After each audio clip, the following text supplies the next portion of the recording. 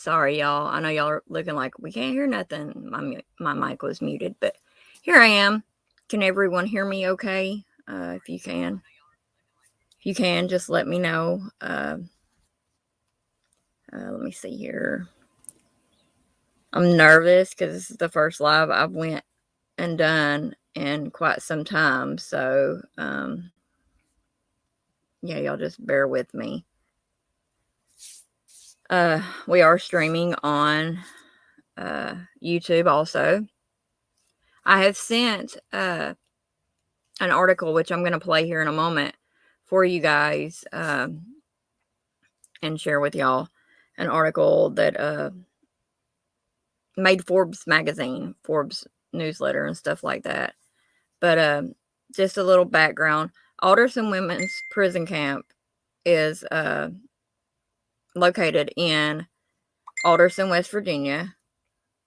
It's nestled at the Allegheny Mountains, foothills of the Allegheny Mountains. I met a lot of wonderful women there. I spent time there from January 2011 to November 2013. Yeah.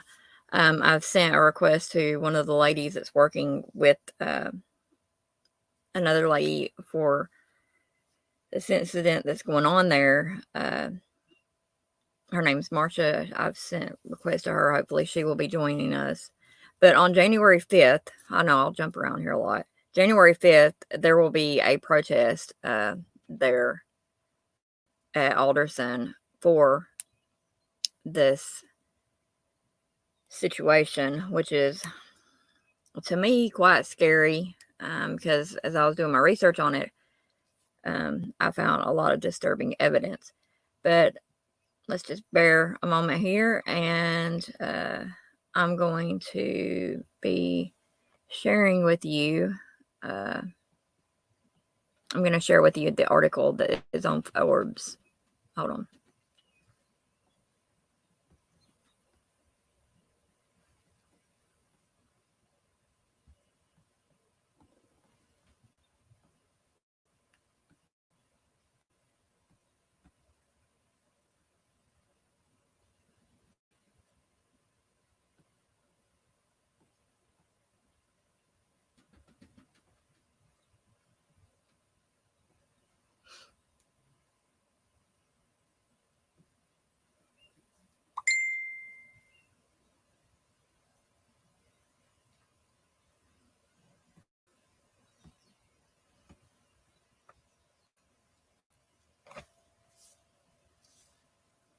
The Women's Federal Prison Camp at Alderson in middle of COVID-19 outbreak.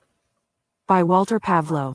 This week, many families who have loved ones incarcerated in the Federal Bureau of Prisons, BOP, got some good news. Thousands of inmates, minimum security with little risk of recidivism, were transferred from prison institutions to complete the remainder of their sentence in home confinement. The program's origins owe thanks to COVID-19, which allowed the BOP to move inmates with underlying conditions, over 60 years old, diabetic, heart issues, pre-diagnosis of cancer, etc., to home confinement to prevent them from becoming a statistic of the pandemic. According to the BOP's own records, as of December 22, 2021, there are currently 452 federal inmates and 261 BOP staff who have confirmed positive test results for COVID-19 nationwide.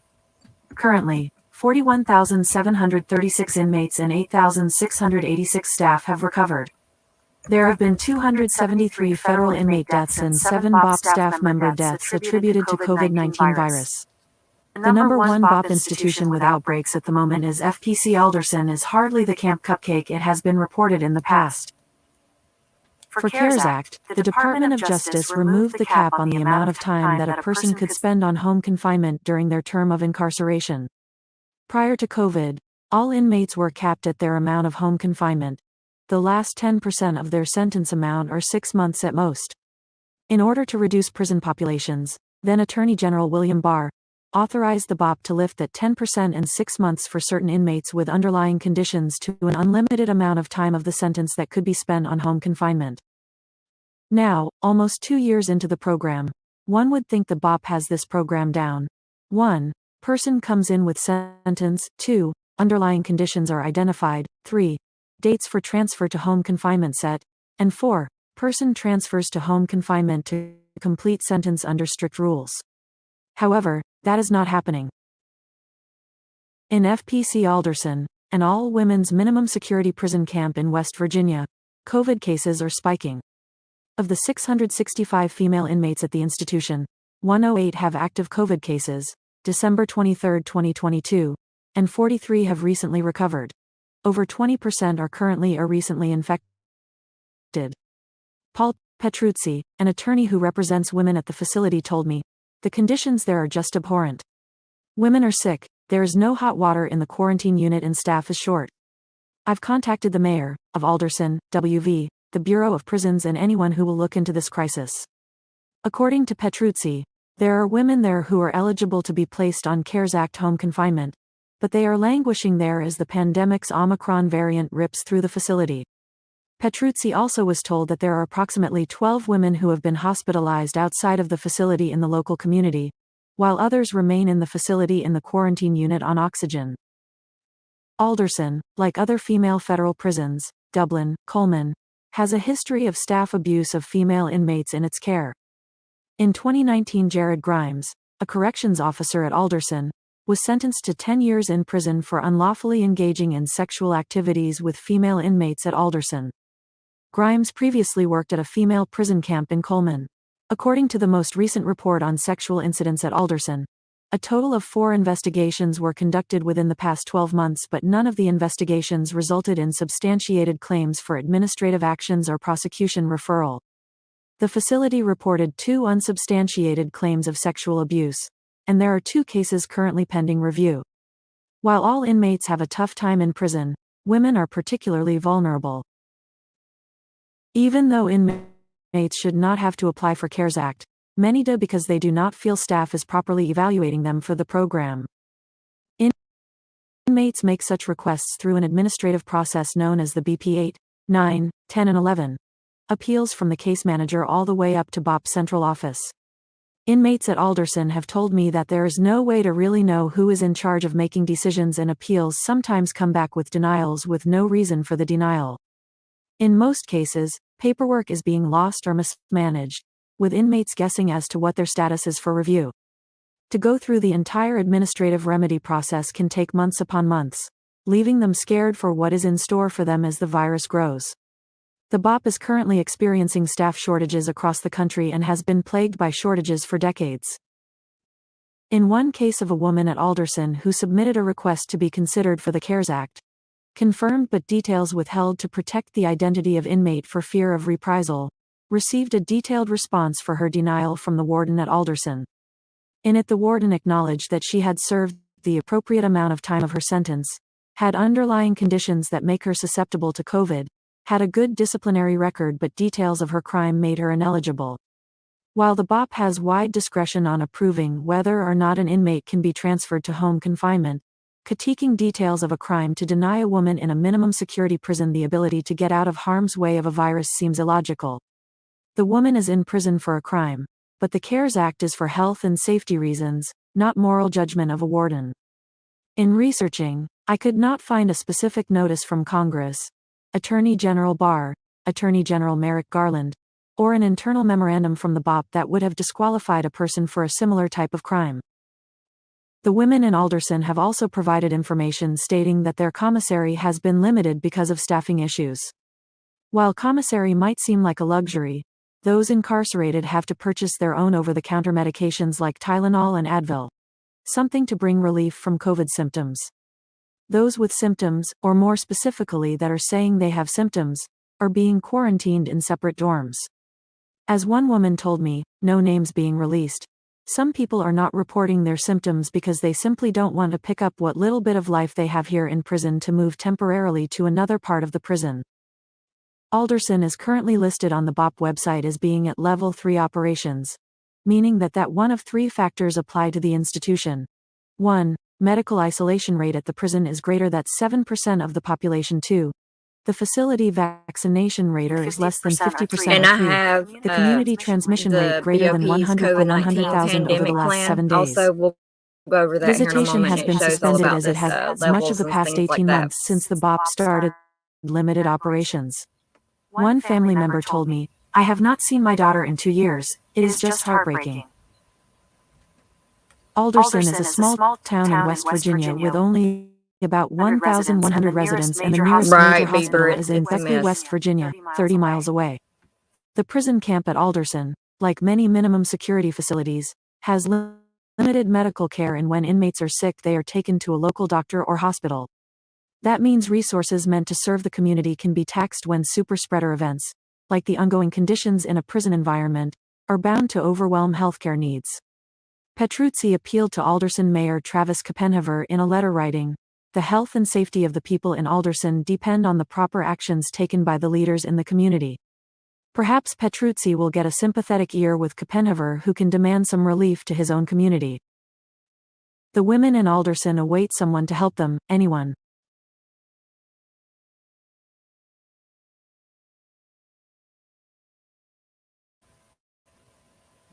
All right, let me see that. That might be all of that. Yeah, that's all of that one. But yeah, it's a nightmare there right now. So what I'm fixing to do is I'm fixing to switch my screen. Bieber, thank you so much. I want to give a shout out to you real quick because Beebs has been working with me for a minute now, trying to get my courage up to do this and stuff. I planned on going live the 26th, but I couldn't do it. But hey, what better time to do it than the new year? So let's look at this real quick. Baber, don't get upset with me either because I figured out StreamYard a little bit faster. Just joking. All right, hold on. And what I'm going to show you, I mean, this stuff. Now, I know y'all have heard of death camps and things like that.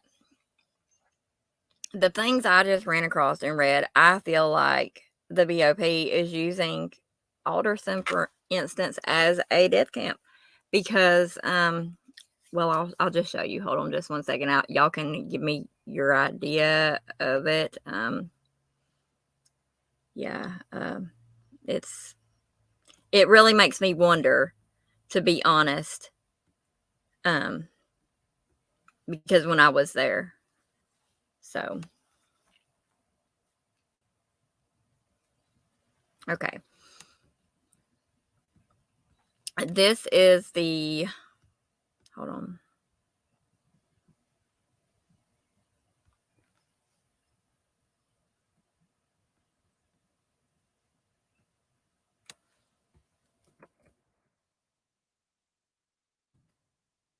Mm-hmm. This is the BOP operational levels right here. Hold on, not that one. Back up. Right here. Okay, in these operational levels, as they were mentioning in there, the institutions determine their operational level and modifications based on the facility's COVID-19 medical isolation rate, combined percentage of staff, inmate completed vaccination series, and their respective county transmission rates. It says that the Health Service Administrator designee will review the COVID-19 protocol matrix data dashboard daily and communicate the facility's operational level to the institution executive staff and operation lieutenant or designee. In other words, they will report and communicate to the warden and the assistant warden and the lieutenants what is going on. This is the BOP COVID-19 operational levels. And again, this is out of their, hold on a second. I want to see if I can, hold up, y'all, hold on one second. Let me see here. Full screen. Let me go this way. Maybe I can see it better. Maybe. Oh, wait a minute. Hold on. You don't need to see me. All right. So, paper, how do I do this? What? Ha ha ha ha. All right. Hold on. Paper, how do I do this? No. Okay. Anyway, let me just go back to what I was doing. Okay. So the medical isolation rate is, all right, level 1, if medical isolation rate is under 2% and facility vaccination rate is over 65% and the community transmission rate is under 50%, 100% over the last few days, that's what makes them 100%. Level 2 is medical isolation rate 2% to 7%. Under that, facility vaccination. On to the main thing. Alderson Women's Federal Prison Camp, located in Alderson, West Virginia, is at a level 3 right here, y'all. That shows that the medical isolation rate is well over 7%. The vaccination for facility, the whole facility, and when I was there was 1,200 women. There's not 1,200 women there. I think I read where there was 600 and something, I think is what they said on there. It's under 50%. Or the community transmission rate is over 100 per 100,000 over the last 7 days. Here are the operations. Modifications necessary. Follow the full COVID-19 pandemic plan. When I seen pandemic plan, I was like, let me see here what's going on. So I pulled up the COVID-19 pandemic plan for the BOP. I'm going to drop the link for this. That way you guys can look it up if you want to yourself.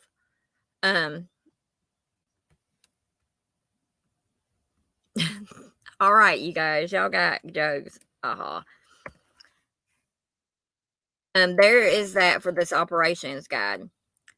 This other thing, what is it? You did it right. You got it to where you're at the very bottom of the screen. It's the one that was your full screen. Okay.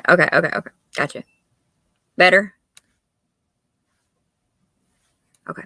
I don't know what I'm doing, Tina. Don't be laughing at me. If to everyone just joining the stream, thank you for showing up. I appreciate it. I'm sharing to Facebook, I guess. I don't know. I haven't seen anything on it. So I don't know if it is or not. It says I am, so I don't know. Anyway, thank you, Tina. I'm nervous still. I'm thankful for all y'all that are here. Quit stupido. Anyhow, okay, so back to the topic. The BOP, I believe, is using Alderson as a thingamajigger, as a human test site. The reason I say that is because in the COVID, let me see if I can find the COVID pandemic thing here. Hold on a second. Let me see here. I'm gonna have to figure out how to do the slides. I haven't figured that out yet. Where is that at?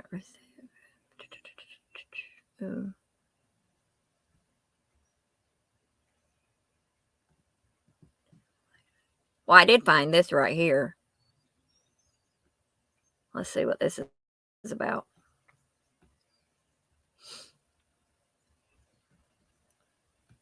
This is talks about how federal prisons become corona death traps.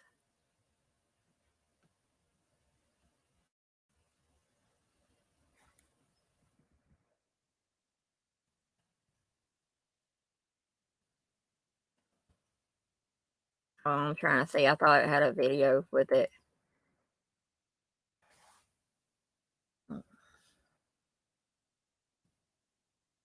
Okay. Y'all are going to have to bear with me on this one.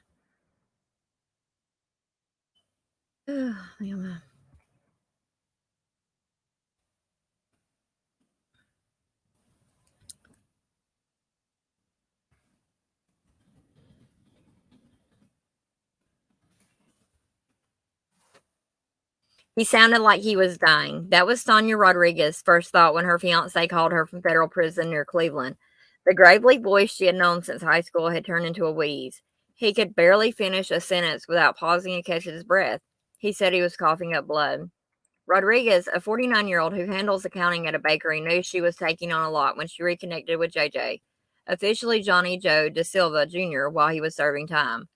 She knew his past involvement in gangs and drug trafficking would make the road to married life long, but now she feared she would lose her strong fiancé to sickness, to COVID-19. while he was in the federal government's care. He asked if I knew how much he loved me, she said, crying as she remembered. I thought I would get a call from him the next day.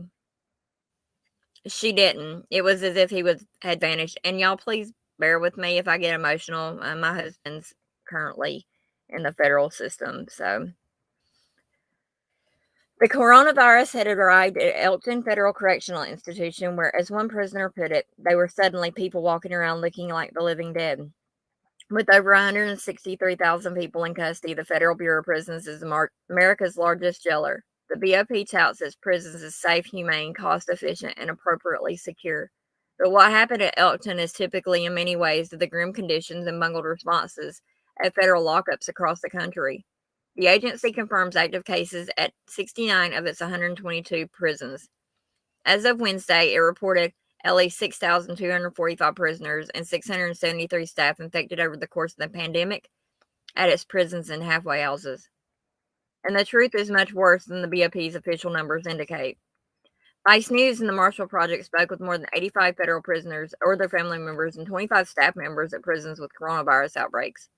We obtained dozens of internal BOP memos, emails, and other documents, and reviewed images and videos recorded on contraband cell phones. We found that BOP was unprepared for the pandemic and slow to respond, and that the top officials even took measures that contributed to the spread of the virus. The official death toll stands at 86, including one staff member. Our reporting on the BOP's handling of the coronavirus outbreak shows. Staff ignored or minimized prisoners' COVID-19 symptoms and mixed the sick and healthy together in haphazard quarantines. Thousands of prisoners were shipped around the country in February and early March, taking the virus with them, according to BOP records obtained by Vice News and the Marshall Project. And let me just pause for a second on that.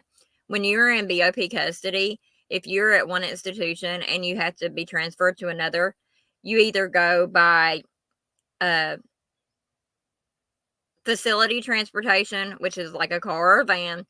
You go by bus, and I mean like prison bus, like you've seen the decked out prison buses, or you go by Con Air. If you have to go to another facility and you're not just taken straight to that facility, you have to do what's called a transfer. And the transfer center for the Bureau of Prisons is located in Oklahoma City, Oklahoma. So that's how the BOP to me is having a superseding COVID party, if you want to know the truth, because if they have to move them, that's what's happening. Carry on.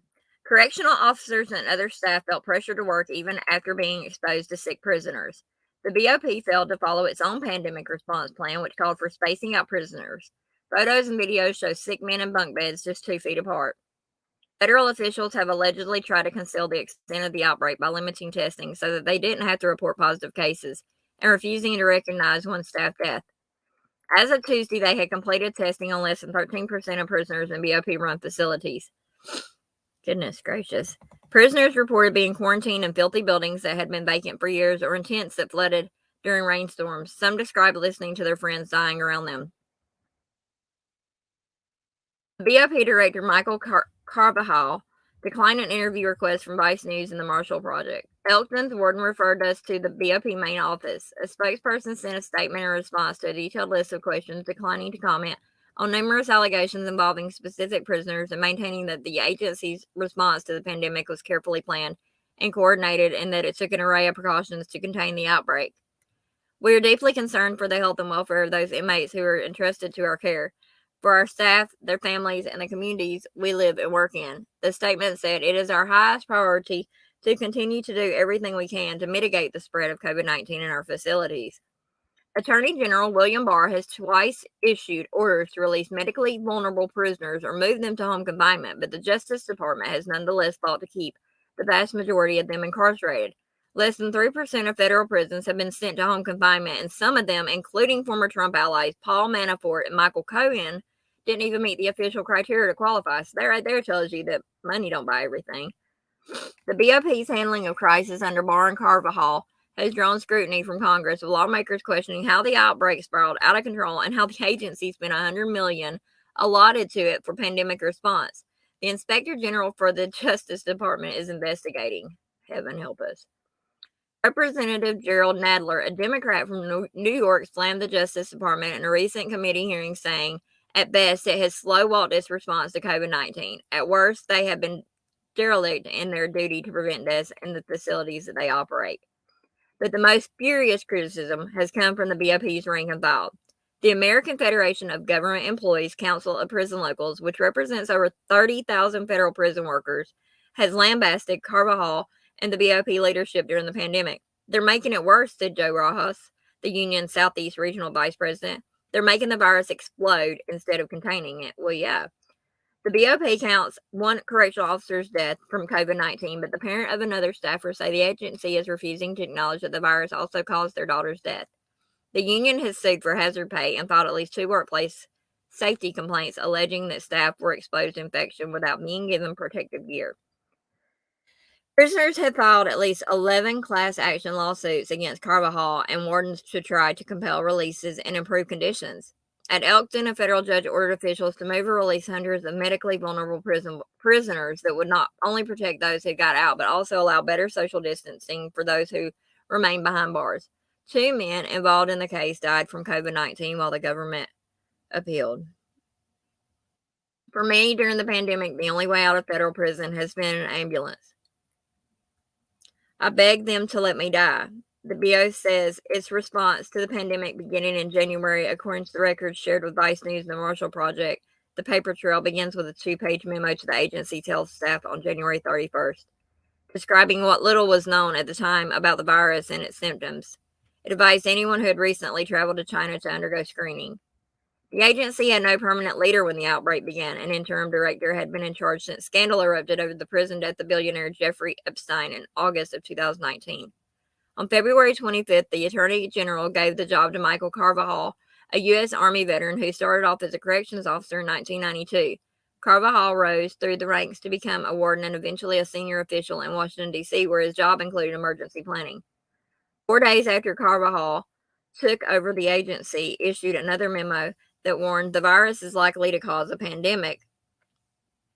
And the memo called for increased screening of staff and prisoners, distribution of personal protection equipment, and other basic preparations. The BOP stopped allowing visitors at prisoners on March 13th as the seriousness of the U.S. coronavirus outbreak became apparent. The first confirmed case of COVID-19 in a federal lockup was recorded the week after at a detention center in Brooklyn. At Elkton, the staff grew frustrated as prisoners started to get sick. Joseph Mail, a counselor at Elkton and the local union chief, said that initially there wasn't clear guidance from the headquarters to contain the disease. It was up to the warden and staff to figure out how to respond. It took 2 or 3 weeks to finally do anything. Mail said there was no across the board. This is what everyone needs to be doing here. It's a crock of shit, he says. There are still no rules to prevent officers from moving between quarantine areas and uninfected housing units. The BOP said, as much as possible, staff are being assigned to the same post and not rotating. That's a crock of bull. By late March, J.J. Da Silva had been ill for days. He told his fiancée, the medical staff at Elkton, said it was just the flu and gave him some ibuprofen, but he knew something was wrong when he drank Gatorade and couldn't taste it. Then came the uncontrollable coughing. He told Sonia they moved him on March 28th to a hastily set up quarantine unit.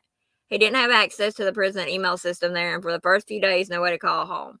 When he was finally allowed to use the phone, he told Rodriguez that he was with 70 coughing, sweaty men crammed on a cot that was what was normally the visitation room.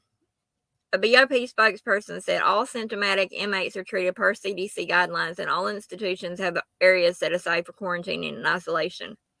The sickest people at Elkton and other federal prisons have ended up in community hospitals. That's what happened to Da Silva, who the day after his April 1st conversation with Rodriguez was moved to an intensive care unit in a nearby hospital and put on a ventilator. Nobody told her. The next day, prisoners started dying at Elkton.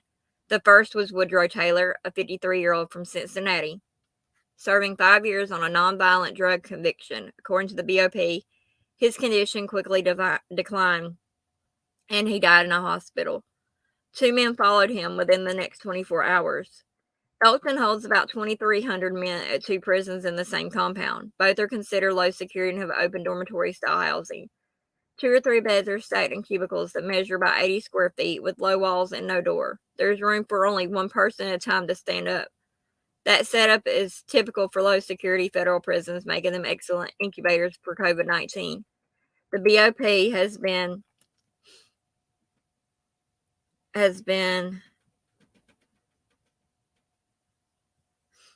hold on, Tina. I'll be right back over there. I should be about done with this.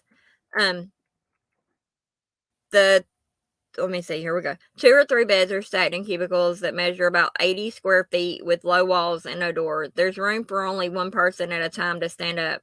That setup is typical for low security federal prisons, making them excellent incubators for COVID-19. The BOP has been aware of this risk for years. After the MERS coronavirus outbreak in 2012, which I was in prison in 2012, the agency created a pandemic influenza plan. In large dorm settings or camps, isolation may not be a possibility, the BOP's plan states. If isolation is not feasible, attempt to place the beds of sick inmates at a distance of at least 6 feet from other inmates. And this right here just shows a few things. COVID-19 afflicted prisoners. Yazoo City, my husband was located there. 3,902 prisoners, 173 cases, 3 deaths, 32 staff cases. Cell phone video posted April 3rd on Facebook by an Alderson prisoner. Aaron Campbell showed men packed together in their cubicles, sleeping and wheezing. After the post went viral, Campbell sent a letter to Vice News that he was sent to the hole as a punishment for having a contraband phone. He claimed officials told him he would not face additional discipline if he issued a statement saying the video was fake. He refused. Instead of trying to help these people, they were covering it up and trying to control the public's perception of the situation here at Elkton. Campbell wrote from solitary confinement, where he said he was still being held nearly 2 months later. The BOP in Elkton did not respond to questions about Campbell's allegations. And here, I knew there was a video somewhere on here, but I'm going to jump back over to chat real quick before, hold on a second, before we get back over here. Hold on. Hold on. Where'd that go? I lost y'all. Hold on. Streaming over there we go. Okay. All right. Hold on. Let me get back to chat real quick. Sorry, y'all. Thank you, Bieber. Thank you, Tina. I'm glad she made take her first one. I'm glad I did too. It's getting easier as I'm going along.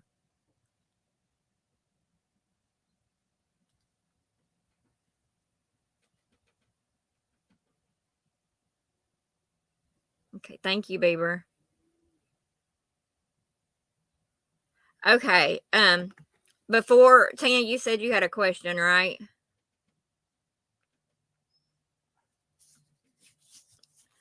So I'm going to take a question or two before we get here. When they talk about the how the cubes are set up, okay, where I was at in Alderson, which is all Alderson, West Virginia, there are A1 through 4, and then there's B1 through 4. B1 and B2 are the Residential Drug Abuse Program, which is RDAP. That's their housing units.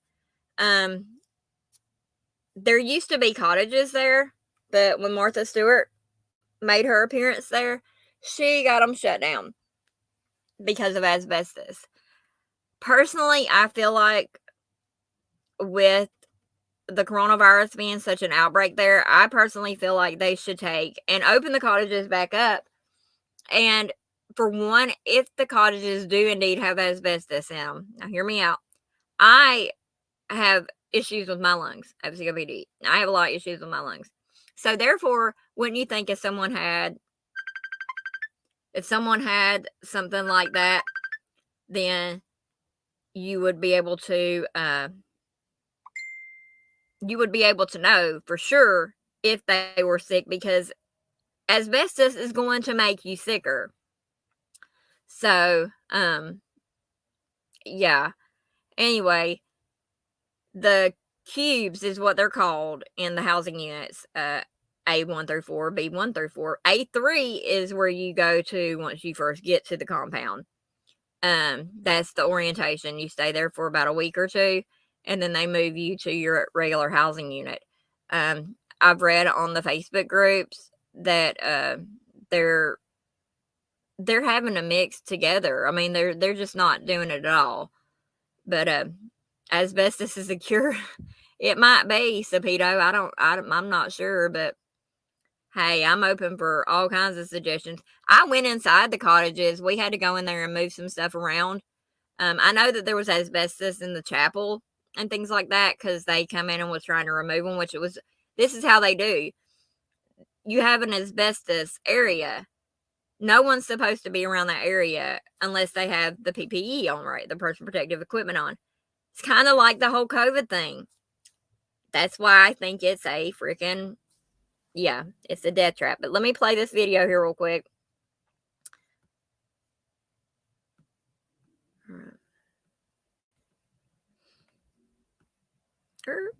Go back.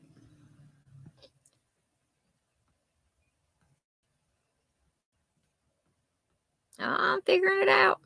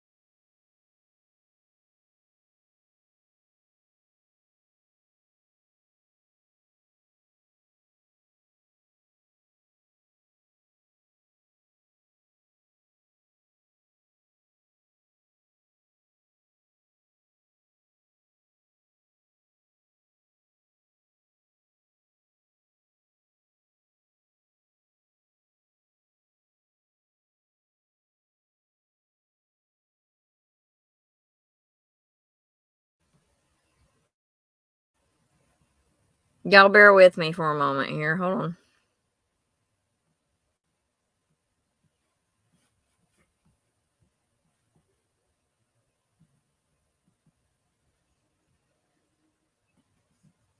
This is embarrassing right here. Happy birthday, Sapito. Yeah, probably is Sapito.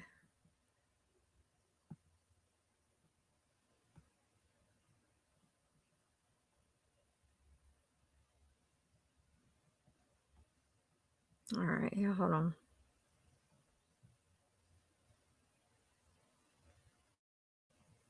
All right, I think I just stopped that. Hold on. My internet is really being a booger today. So we may experience a little bit of lag.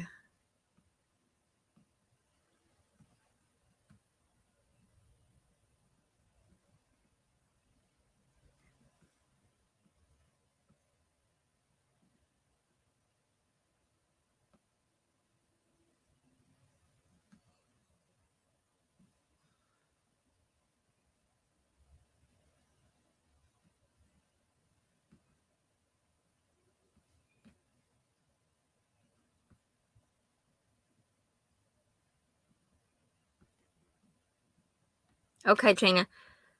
All right, we're not gonna do that one. Yeah, sorry about that. My internet is horrible, for real. But let me see. I will share that link with y'all though. Hold on. So y'all can go back and check it. Hold on.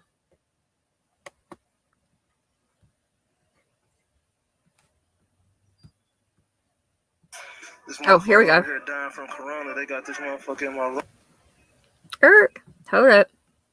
We got it going. Hold on. Got it going. Wait a minute.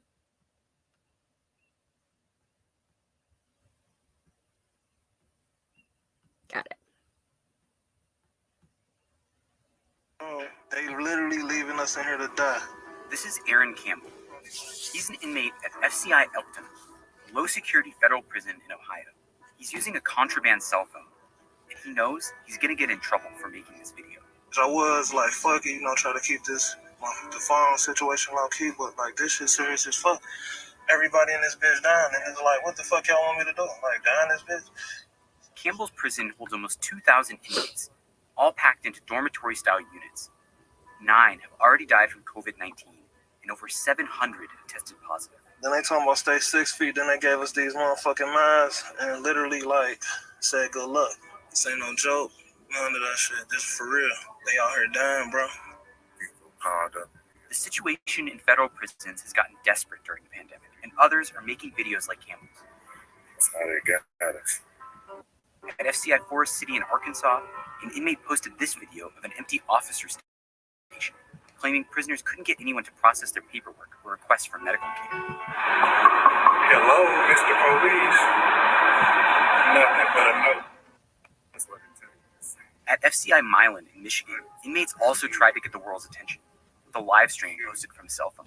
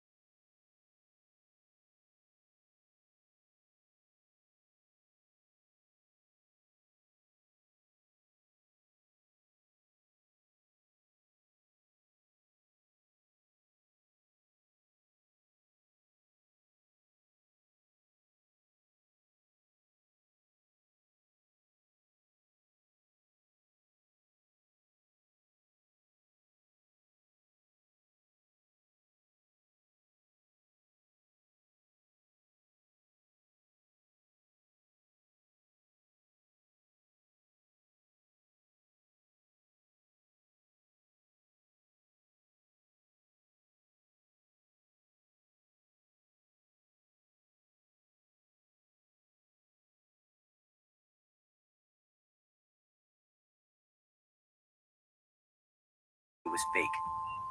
He refused.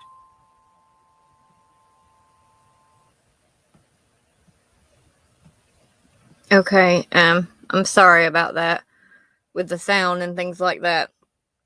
I received a message from my husband while, hi Miranda.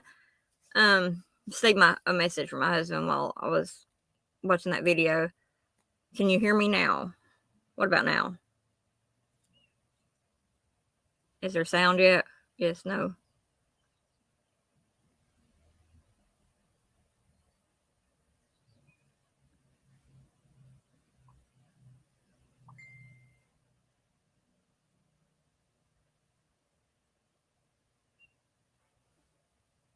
Okay, hold on. Okay, hold on, y'all. Hold on.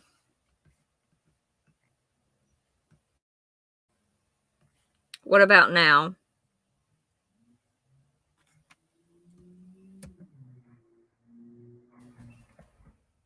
How about now?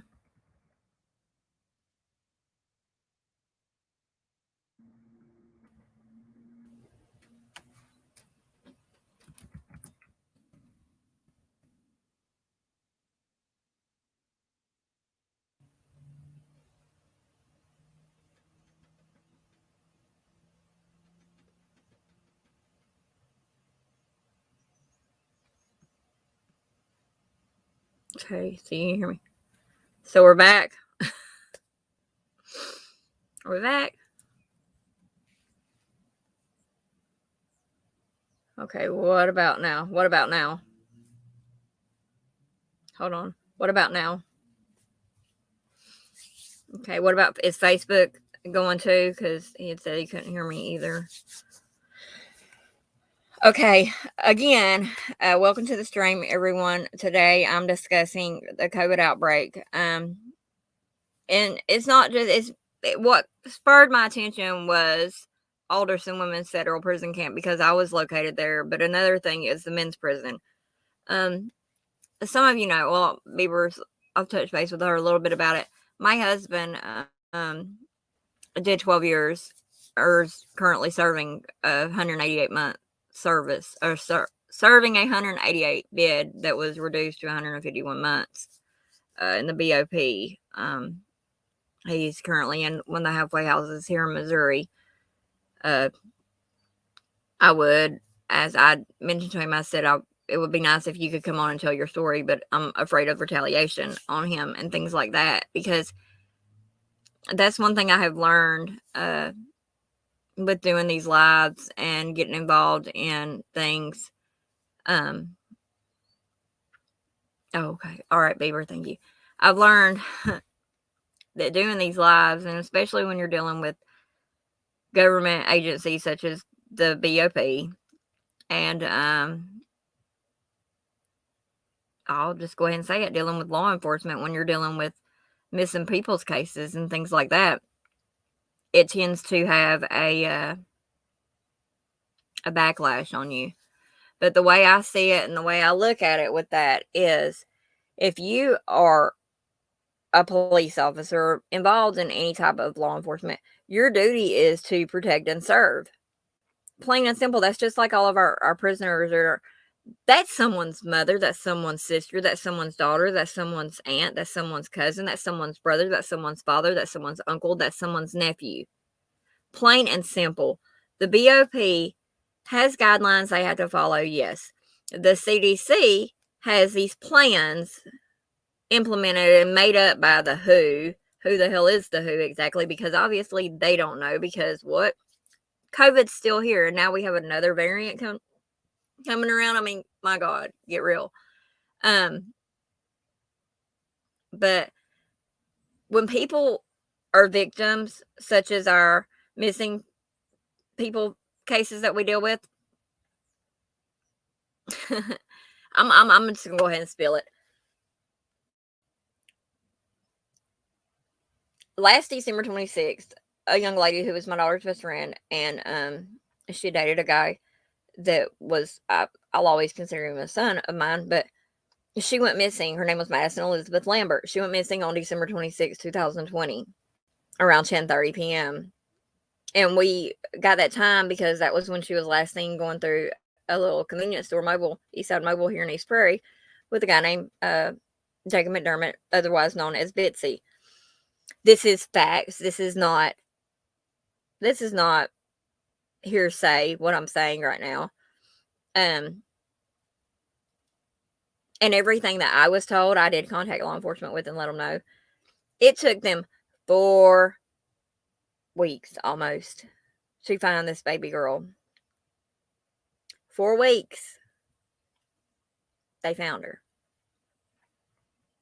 But where they found her at is, wow, is just amazing, because where they found Madison at had been walked over, had been looked over, had been searched over time and time again. I took this case to heart because, and I still take it to heart. I say her name every daggum day, every day. And I will until the really, really guilty ones do come forward. or, or something happens. God only knows, someone else loses a family member or something like that. You know what I'm saying? But Madison was a mom. She was a employee. She was a nurse. She was a damn good nurse. She was a kind soul. But unfortunately, like everybody else in this county and everybody else in any other town, because it goes anywhere you go, there was drugs involved. I'm not sure. Hi, April. Thanks for joining the stream. I'm not sure all of the logistics and everything else like that, and to, for respect of her mom and her daughter and her dad and her family, I won't go into too much detail, but I'm gonna say this, and I mean, I am live, and I'm gonna say it. So my honey, I hope you don't worry too much about me, because I'm gonna say this. I have heard quite a few things since I've been back down here in East Prairie. I know what y'all did. I'm sure law enforcement knows what you did too. Y'all are dirty. Dirty. But justice is gonna be served on that. But back to this, it's plain and simple. Officers have a duty to protect and serve. Correctional officers, peace officers, bondsmen, anyone. We as individuals have a right to protect and serve our own selves, our community. I'm trying not to get off topic here, but it kind of all goes together, doesn't it? Because the COVID-19 outbreak, it's affecting Alderson Women's Prison Camp, but it's also affecting the people outside of there, because there's some ladies in there who may not ever get to come home again. I contacted the prison today. I called there. Yes, I actually made a call to Alderson, West Virginia, and it was kind of nostalgic calling, because I've had to do it before. The officer who I spoke with, his name was Mr. Alderson. That's not a fictitious name or anything. He is an officer, a correctional officer that works there. I actually worked in my dorms a few times. Actually a lot. He's heavy set, bald. I mean, yeah, I know him. His wife works there also, or she used to. She was pregnant when I left. Thank you, Bieber. No, it wasn't less important. I really get upset whenever I talk about Madison and when I have to talk about prison, because when I went to prison, I lost a man who was like my dad. He passed away. I went in January 2011. He passed away November 2011. A lady that was like his mom, my mom, we lost her the following March, and then we lost his nephew also in March. So prison was not an easy time for me. It cost me years away from my daughter, which I now have back in my life. She's 21, and I now have her back in my life. I have my husband back in my life. And but prison, I broke my ankle while I was in there. The healthcare was horrible. It was a nightmare. Anyway, but on January 5th, if Marcia is watching or anything, I need to know the exact.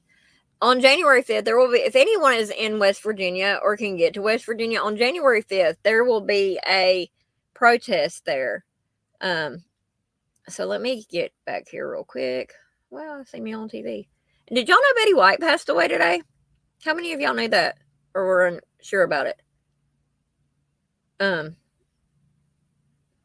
That was one of my favorite actresses.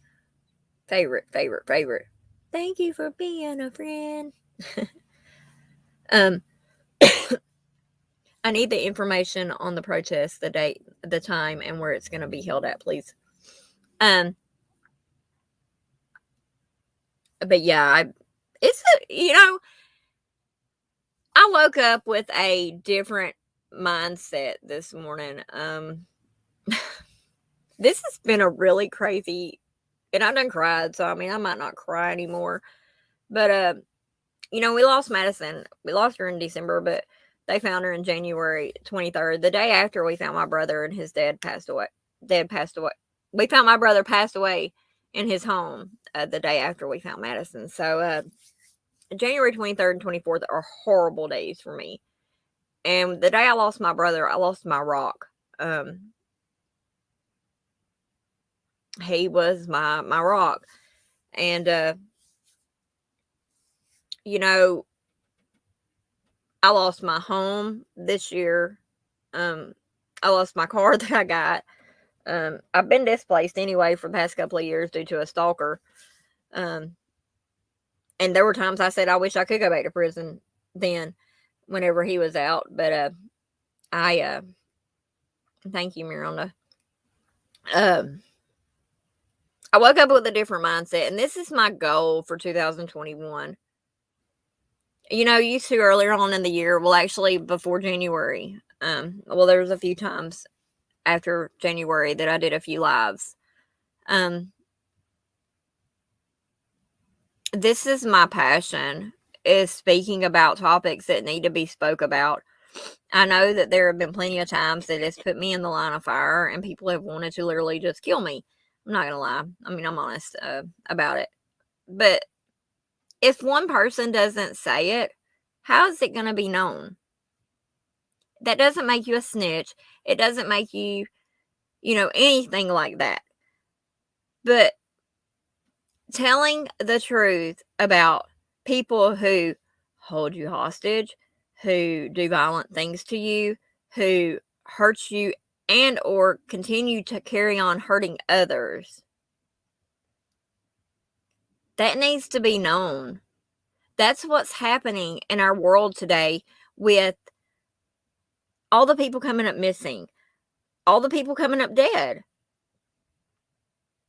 It's because there are some sick individuals in this world, some very, very, very sick individuals in this world, and it needs to be stopped. Yes, there's drug use in America, and I'm going to spit this out there. I'm recovery meth addict. I'll always have, that in the back of my mind. But the reason I used was because I was stressed, because for one, I didn't have nowhere to live and I didn't want to close my eyes. That was another thing. But the main issue with drugs is the daggum opiates. The opiates, opiates are downers. I'm not promoting drug use by no means. I mean, no means at all. But I'm just saying, instead of condemning people, why don't you try to help people? But don't help them by saying, hey, go throw other people under the bus. Because of what that's going to do, that's going to put you in danger. I'm sorry, April, to hear about that. A friend of mine, we just lost him, I think it was last month. He was in prison. He was incarcerated in prison, and they found him dead from an overdose in the hole. Like, how does that even happen, anyone? In the hole. But that's not the first one we've lost in prison. Our prison system is probably the worst place to be when it comes to drugs, whether it comes to COVID-19, whether it comes to anything. I feel like the prison system is not the answer. I do. I feel like,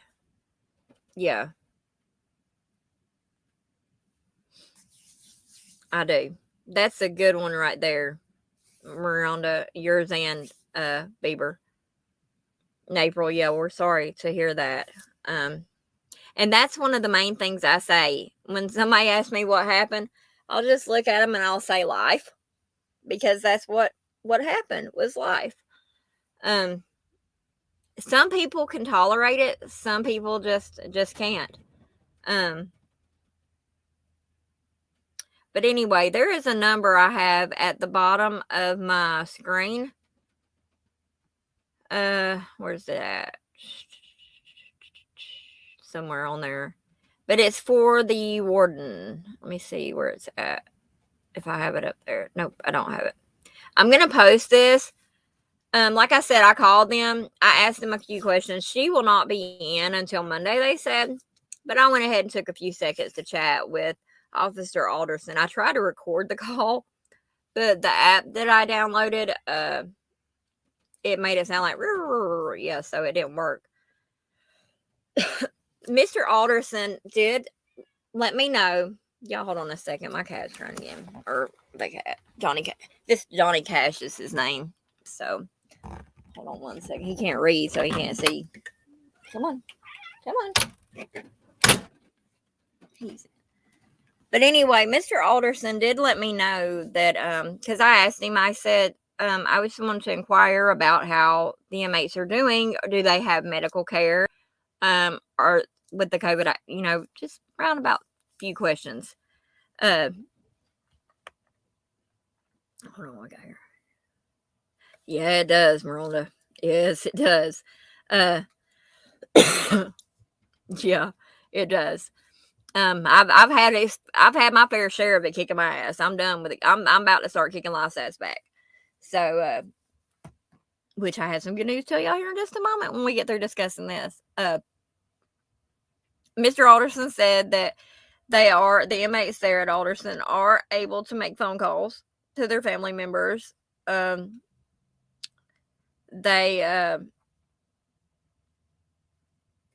sorry, Bieber. I tried that. That's the one I tried, Miranda.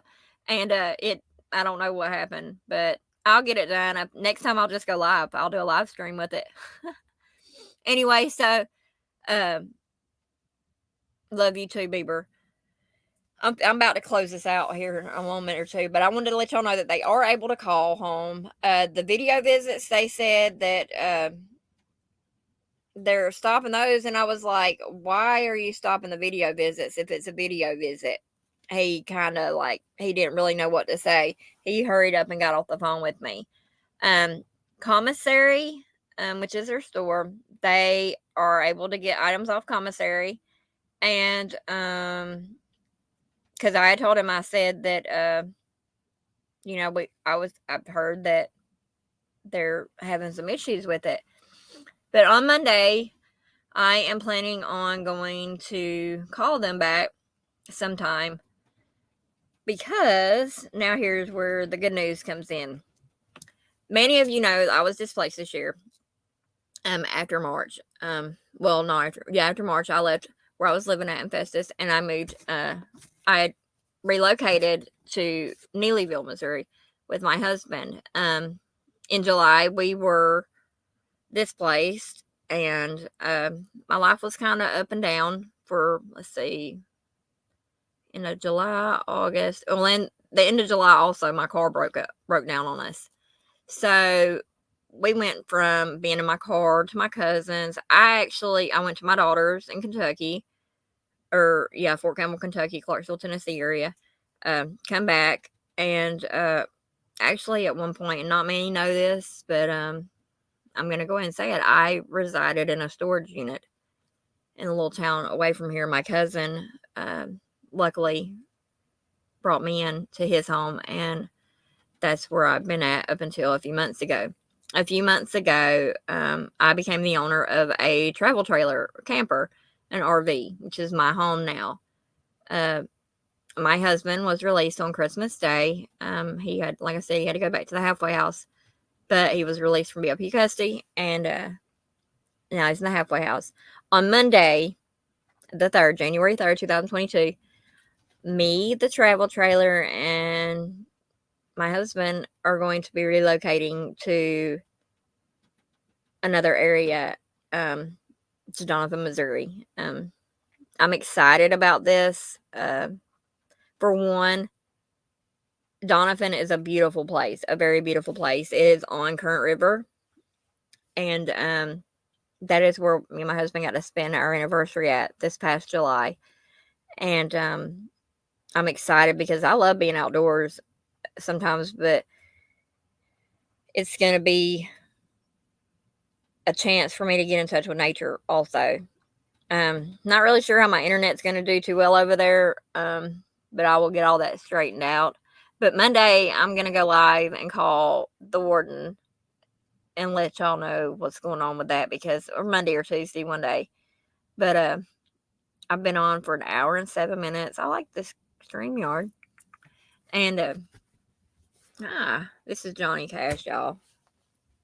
This is Johnny Cash Monet. He's my little buddy. He is.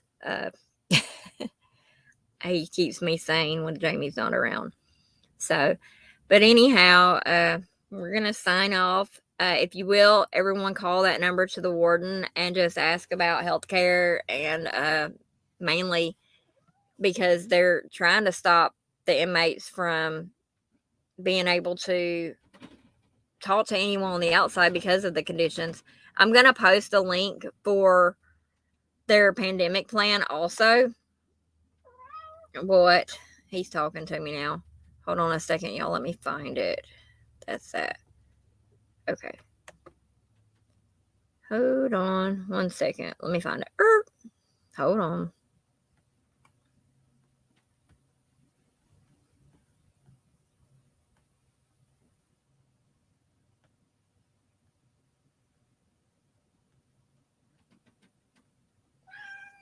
You know what?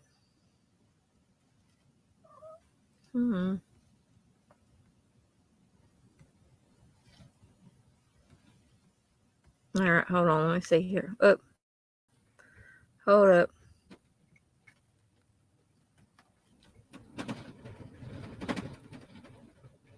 Okay.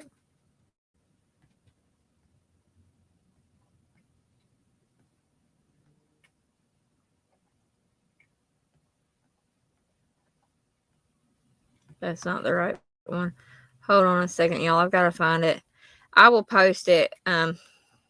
Actually, I'm going to share it on Facebook here, to be honest, because, yeah. Let me see here. Let me find it. Hold on a second, though. I know it's right here. Hold on.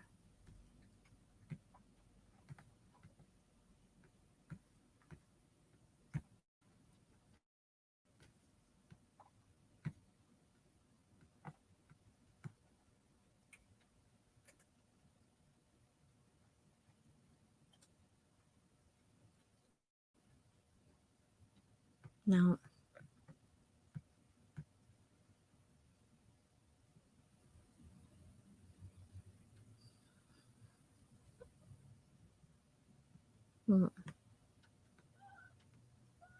Okay. I can't find it right now. Quick. So, congratulations. What? What happened? What happened? Beaver?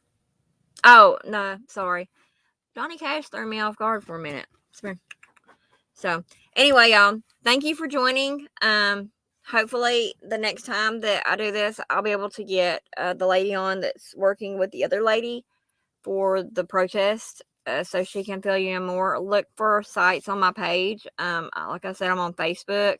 I'm going to post my link to that. Hold on a second.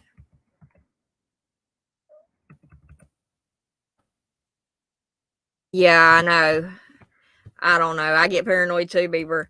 Big time. Quit. Y'all hear my cat? He's a mess.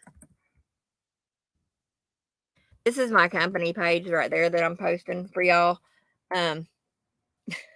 So, yeah, he's looking around acting silly. But anyway, y'all just watch for that stuff. Thank you for your support, Beebs. Thank you so much. I love you too. And I think my cat's on crack or something. He just went from the door to there, and now he's like just licking his hand. So, yeah. Anyway, Happy New Year. Like I said, 2022 is going to be an awesome year. Look forward to it. All of you watching on Facebook, I don't know how many people have viewed it or whatever.